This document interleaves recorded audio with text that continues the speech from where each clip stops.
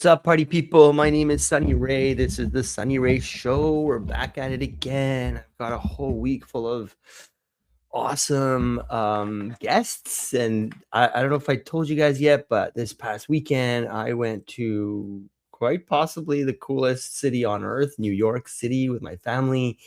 We had an absolute blast. I ended up, we ended up doing a lot of fun things. And today, my guest, his name is Kevin. We're going to be talking about how he essentially went from 20 years of selling media, and then he finally decided to build his own. He's building a really, really cool project called Channel NYC. We're going to learn all about Kevin and what he's building. Kevin, how you doing, my friend? Pretty good, Sonny. Nice to see you. Thank you for having me on. Yeah, I'm pumped, man. Like I was saying, I'm just electrified by your city. You know, I just came back, so couldn't be a better advocate for you right now. So are you a New Yorker? Were you born and raised there? Lifetime, born and raised, did it all right here. A little short state, a couple out of state places, but 99.9% of my time I've been in New York City.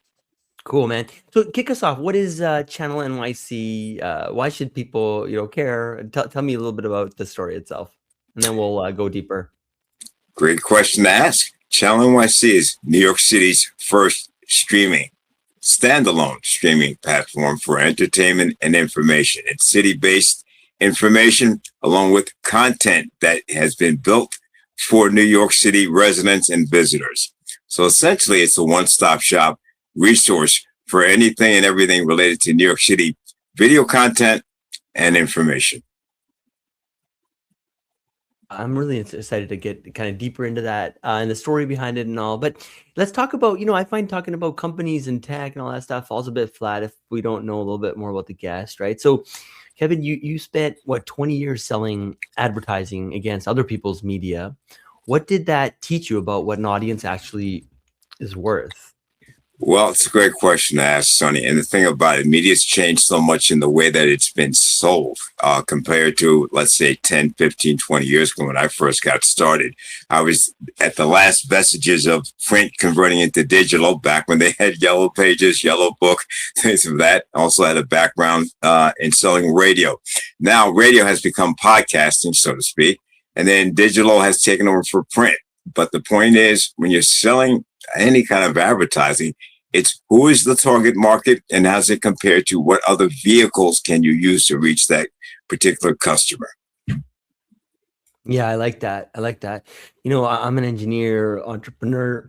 Marketing is one of those things that it's a tough one because it's not so linear. It's not so algebraic or logical. Sometimes there's that human, well, not sometimes, there's always that human component to it, which makes it more like an art sometimes than even a science, right? But so you separated from Adweek in November 2022 and then spent a year trying to get hired. What did that teach you about yourself and this new entrepreneurship road that you've embarked upon?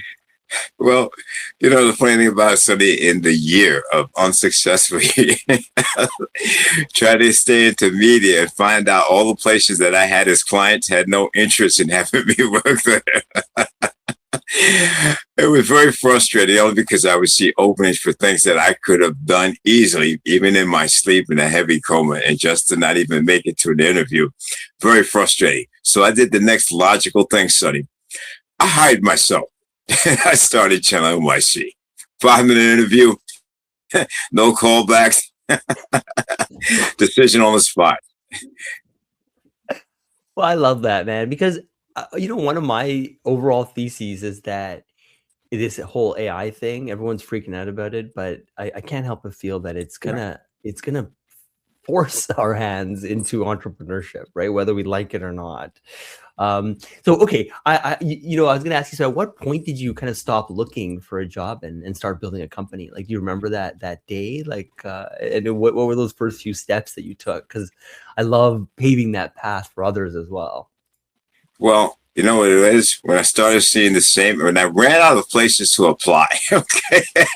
And you would think with all the resources that there are in media for different places, I even went non-media, looking for things outside of media because I've done sales and things besides advertising media. That didn't get me any results. And as the months went on, I got less and less responses to one, my applications, two, getting lower counts for interviews. And it suddenly dawned on me, it's highly unlikely that I'm going to get hired for anything other than something if I do it myself. And that's how the transitioning towards the latter part of 2023 started to get me thinking about what could I do that I've been interested in doing for the longest time. And it wasn't a direct linear connection between advertising and building the platform, but it wasn't very far away. Mm. Kevin, most like NYC video is either tourist bait or, doom scroll content, right? When did you realize that nobody was making the honest middle? That's another good question. When I first went to look up something for New York City, thinking that there'd be some kind of platform, at least 2, 3, or 4 platforms doing what I had envisioned, I thought it had already been established. And the closest I could find was something that actually was back in the mid-90s called Cityscape. It wasn't actually still around at the time I started looking to build Channel NYC. But when I did my research and I was getting lots of information, I came across a McKinsey white paper, and they talked about Cityscape. Cityscape was actually cable-based in the mid-90s, along with digital advertising, along with resources. The only thing it didn't have was video, because at that time, streaming video was not a big mainstream. So to answer your question, though, I realized that everything that related to New York City was either on TikTok and different clips or snippets, on YouTube, as you mentioned, the different genres. And then you'd have just anything in between that, which left us an opportunity to put Channel NYC in. And then, Kevin, local media has collapsed everywhere, right? So do you think it died because people stopped caring or because the money stopped working? Well, no, for local media, Sonny, believe it or not, it's become so segmented. You have different ways of doing the content distribution now. I'm a perfect example. You can either partner up with the major platforms like a Netflix or a YouTube or a Spotify and those guys, and you can also, they come looking for you if you're a very, let's say, successful creator content-wise.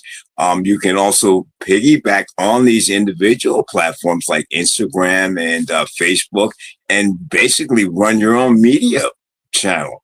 So as far as local media, it's become where you have different niches collectively in different locations. And now what would normally have been mainstream 20 years ago, broadcast TV, the local TV channels or the local newspapers, they're now falling by the wayside. And you've gotten the studios that create content that are now the major players and the major distributors. But for local media, you've got to take what's available.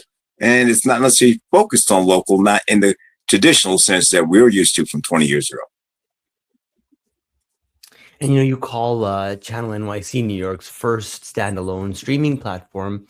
Like, what does standalone mean, and why does that matter so much?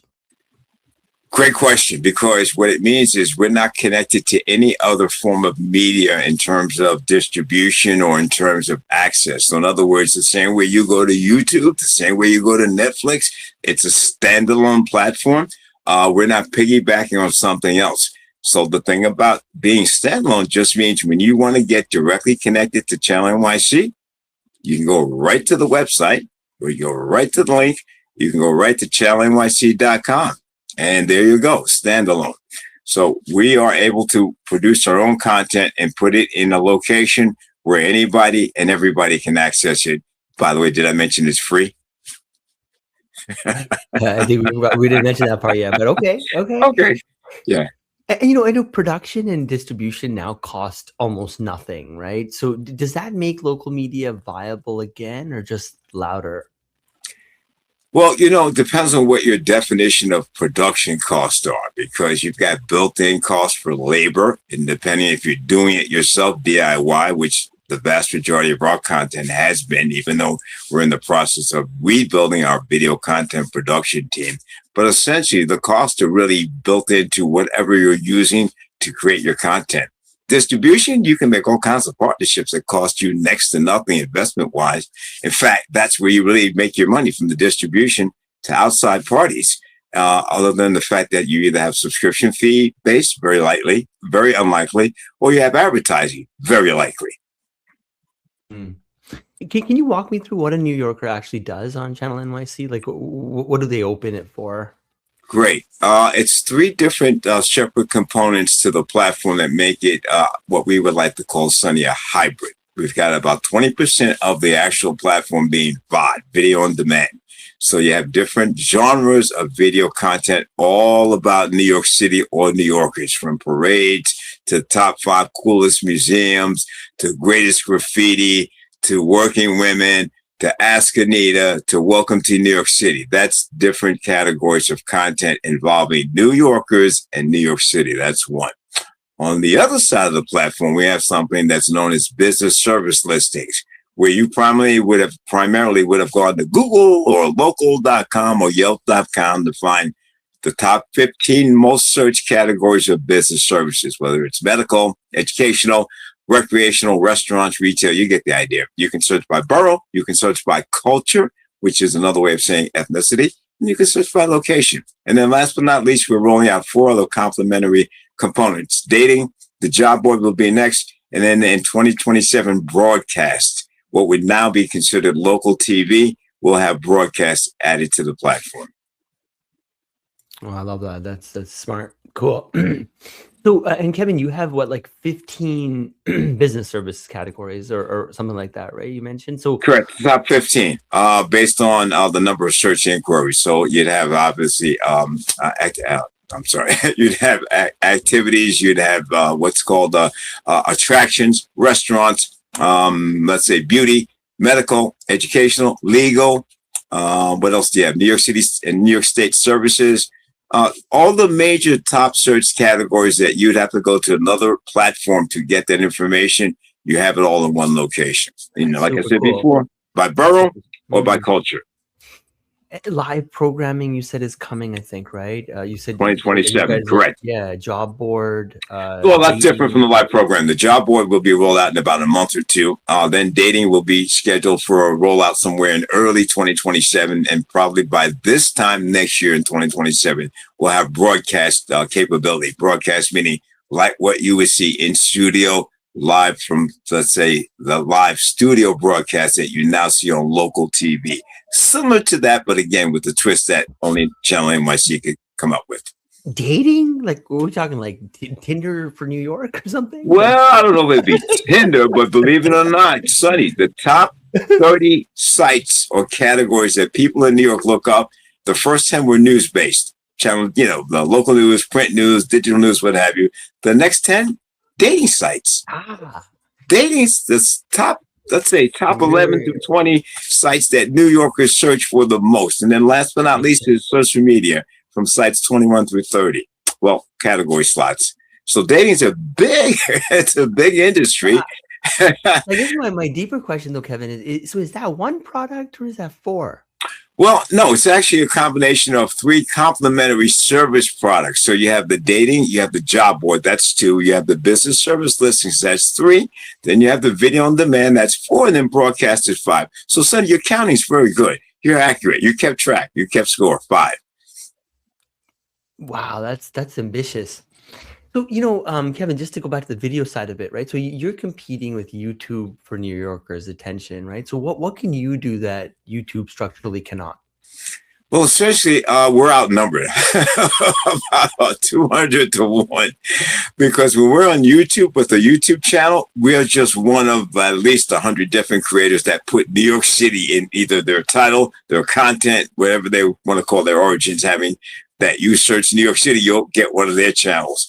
What we try to distinguish ourselves from, Sonny, is just what we gave you, our suite of complementary features that distinguish us from the YouTube channel. However, the content is identical for videos. At some point, we're going to lessen our dependence on YouTube by not putting everything out on YouTube at the same time that it's out on Channel NYC. Channel NYC goes first, YouTube will go second in terms of our channel viability and access. And now it's like all these algorithms, they're not even like social graph based, right? They're more like interest based, what TikTok made famous. So one random person does a little dance on the other side of the world, and just because her dance is really good, I'm just being fed that information versus like getting connected to the people around me that I live in the same city of or whatever. So I can see how people are yearning for more connection with the people around them, right? So it's really, really fascinating. You know the advertiser side better than almost any founder, right? So what do local advertisers keep getting wrong about streaming? Well, the thing about it is because attribution, the actual measurement and giving credit to where the viewer or the, let's say, call to action actually originated from, that's one of the most difficult things because there's a lot of different touch points for any ad. From the time that you see it on the mobile device, it could have been on the desktop, could have been on the laptop, could have been on your TV screen. Then it may have come through a second provider. It could have been a group of people watching the TV. It could have been individuals. So everybody's trying to get credit for where the ad was actually appearing and who saw it. That's number one. Number two, you have different demographics. Again, if you're depending on the environment where you're watching the actual commercial or the message, and where you're able to actually affect upon it. Like, for example, outdoor. You can't touch an outdoor screen if it's a billboard and you're driving by, you see it on the bus. So it's highly unlikely that you're going to take a screen grab or the QR code and do it right then and there. But you may see that same message replicated on another platform or another source, and they get the credit. So there's different ways that local media that you're trying to get the attention of businesses and find out which one is really in their best interest to reach the most effectively the potential client or customers. That's the challenge right now, Sonny. Interesting. So you're moving from, oh, there's a little bit of echo there. I'm just going to mute your side, yeah? So you're moving from soft launch to fully operational, right? So what has to be true before you kind of like flip that switch, Kevin? Well, right now we need a couple of signature programs, Sonny. We're in the process of using a different method of acquiring content that we're building. When I say acquiring the talented people that we can place in-house and create content that's exclusively found only on Channel NYC. The vast majority of content that you see now on all the platforms, there's very little exclusivity. Even one of the more popular ones that I always cite in examples to prospective content producers, Meet Cutes NYC. Everybody's heard of them. They've been around for about 3-4 years. They're the gentlemen that walk up to people here in New York City and ask, "Are you a couple?" And they usually say yes. And then the people that are the couples being interviewed spend the next 2 or 3 minutes talking about how they met. Here's the key about that, Sonny. They're on 5 or 6 different platforms. Nobody could tell you which platform that they saw it on. They only remember the name of the feature, which is the whole enchilada. You remember that feature? Now you've got something going. But you need to have an identifiable place where it's found at. Just like if you have something exclusively on Netflix or exclusively on YouTube, you can't find any other place. Now you've got a reason for the audience to come to your platform exclusively. That's what we're working on very, very, very, very hard, Sonny. That's going to distinguish us from everything else and generate the kind of content visibility that puts us on the map, not just in New York City, but other places where people want to watch New York City related content.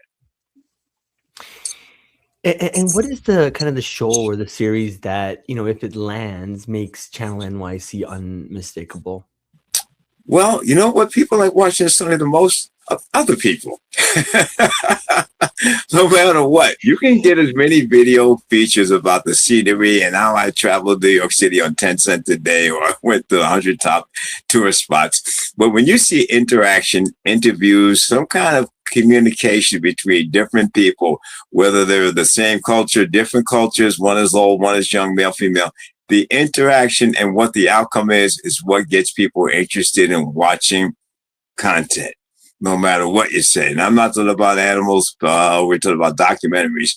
They all fall into the same category. You want to see what the interaction is, you want to see what the storyline is, and you want to find out what the outcome is. And if you can repeat that with different people, same kind of entertainment value, it's interesting, entertaining, you've got something that might work well with the audience.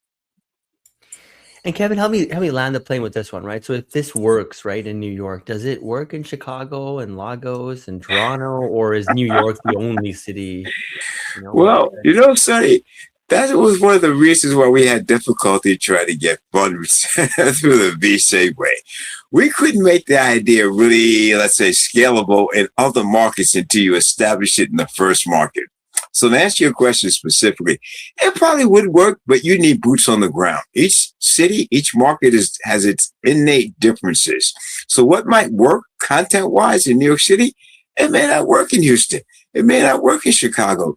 It might not even work in London, but it might work in Sao Paulo. We don't know. But the content about New York City, it's very portable. It works in every other market. But as far as replicating what Channel NYC does for another city, I said it's better than 50-50 chance that it probably could work. Assuming that you have people in those particular cities or markets that know the media landscape well enough to be able to incorporate what made this successful. Oh, brilliant. Kevin, I love it. I ask you questions, you just like get right to the point, you just answer them, and then you let me go to the next one. You're one of the best guests I've had. Thank you, Kevin, so much. Anything maybe I didn't ask that I should have? Or well, you covered a lot of ground. You teed up pretty well for me, Sonny. You could also say, where do we see ourselves in 3 to 5 years? That might be a good. Okay. That is actually usually my last one, but okay. I got another question. Do you need a co-host? Oh man, be careful what you wish for. Be careful. I told you I just got back from New York, and I'm looking for reasons to. Well, yeah, we might use your show on our content when we go live. Now we're talking.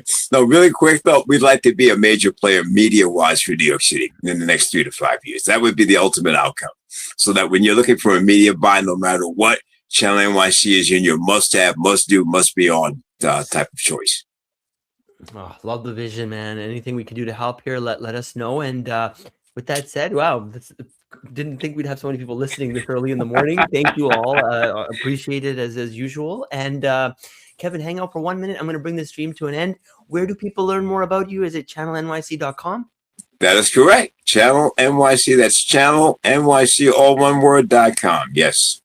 And then Kevin, are you also, you said you do a little bit of posting, right, on LinkedIn. Where do people find you? Is it just under Kevin Trotman? Yes, Kevin Trotman. Also, you can go to Channel NYC. They have their own page too on LinkedIn. Beautiful. All right, everyone, stay tuned. I've got another 2 or 3 interviews later today coming, so it's going to be an exciting one. Thank you, Kevin. Your energy. I didn't actually need my coffee this morning. If I would have known, this would have been so much fun. All right, hang up for 1 minute, Kevin. See you in the next one. All right, good to be with you. Bye.